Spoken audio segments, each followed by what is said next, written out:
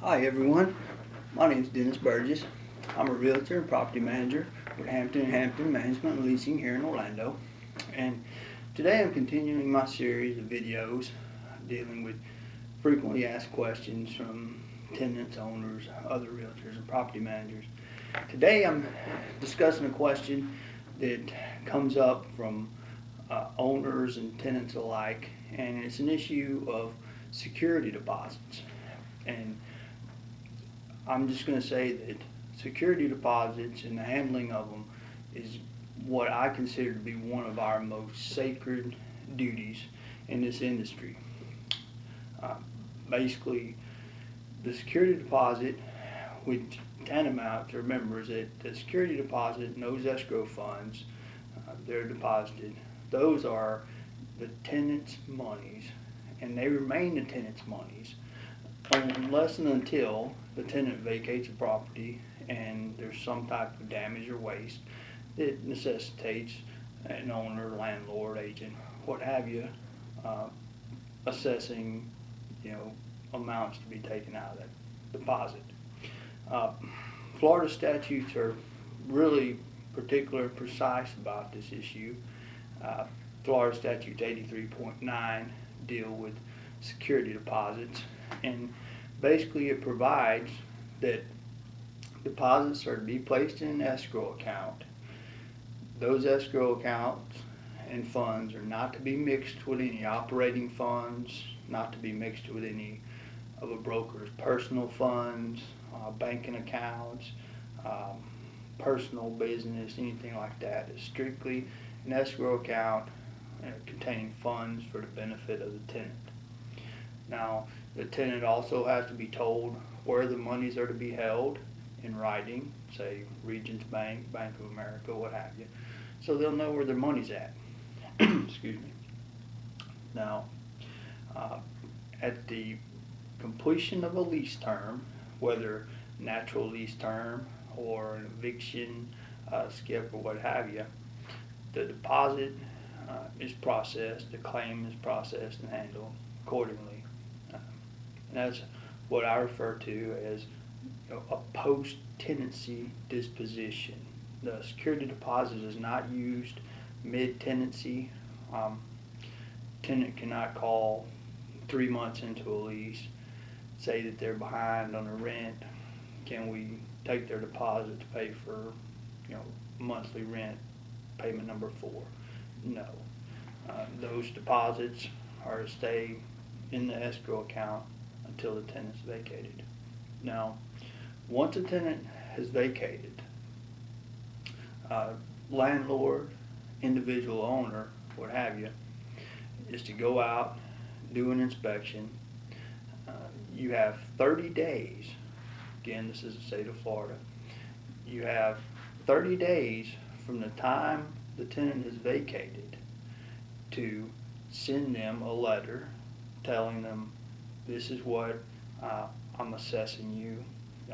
You punched a hole in the wall, I'm going to charge you $50 for it. You left trash in the home, we had to do some extra cleaning, what have you. Landlord's got 30 days to get written notice to the tenant that specifically details what the charges are for. And the statute's particular, and it says, to effect, the notice is going to say, this is a notice of my intent to impose a claim for damages in the amount of X. And the tenant then has 15 days to object to those charges. Maybe the tenant wants to say that a hole in the wall was there when they moved in. Property manager didn't see it when they were doing the move-in inspection, a hole from a doorknob, what have you. And it was there when they moved in, and they don't feel it's proper. The tenant would submit a dispute within 15 days.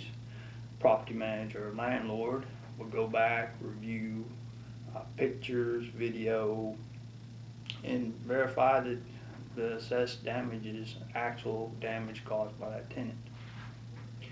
If the tenant does not object within that 15-day dispute period, the landlord is then authorized to deduct the damage assessed as dictated in the letter and remit the balance to the tenant. If in the cases where the landlord elects not to assess any damages at all, owner says, I'm giving the tenant the entire deposit back, there's a 15-day deadline.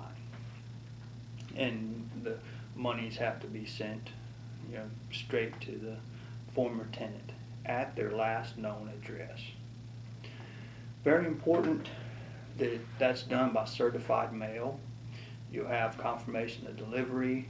You can request return receipt, see who signed for notices, who signed for monies. Very important. And one of the things that's very important to remember as well, I had an owner I spoke with just yesterday, and she'd been managing a property by herself without a professional property manager. Had a tenant that hadn't paid rent in a few months, vacated the property, did a good bit of damage to the property, left owing monthly rent, what have you. And she was telling me about the deposit that she had on hand.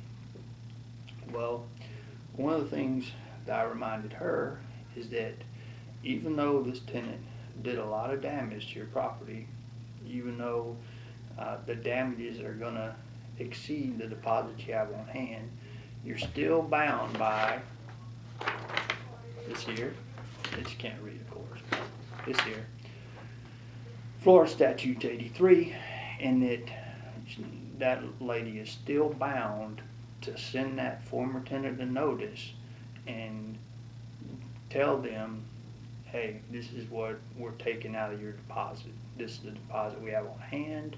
This is the amount we're deducting. And the end result is a total that you owe us.